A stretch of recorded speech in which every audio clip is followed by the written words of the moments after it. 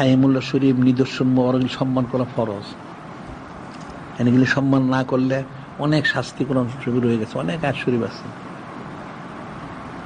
আমরা বলে একটা আয়াত শরীফ, ইন্নাল্লাযীনা কাফারু বিআয়াতিনা, যারা নিদর্শনকে কুফরিগুলো অস্বীকার করলো, সাউফা নুসলিহি নারান, আল্লাহ বলছে আমি অতি সত্য থেকে জাহান্নামে প্রবেশ করো, জাহান্নামে কুল্লামা নাদিয়াত জুলুদুহুম, তাকে যখন জাহান্নামে আগুন তার সমস্ত চামড়াগুলি পোড়াই দিবে, বাদলানহুম জুলুদান গয়রাহু লিযুকুল আযাব, তার চামড়া পোড়ায় যখন দিবে তখন আমি আবার চামড়া বদলাই দিব যেন সে শাস্তিটা বেশি করে সে ভোগ করতে পারে। নাউযুবিল্লাহ। ইন্নাল্লাহ কানা আজিজান হাকিম, আল্লাহ পরাক্রমশীল। কতবার পড়বেন? প্রতি ঘন্টায় কমপক্ষে 70,000 বার চামড়া পাল্টানো হবে। নাউযুবিল্লাহ।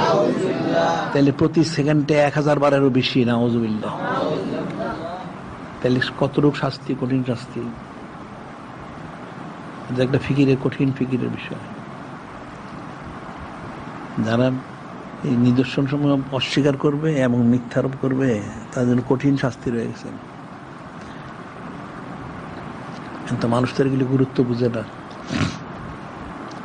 সাইদুস শুর শাল আজম শরীফ, এই মাসের তাজিম তাকরিম মানুষ তো ফরজ আইন করাটা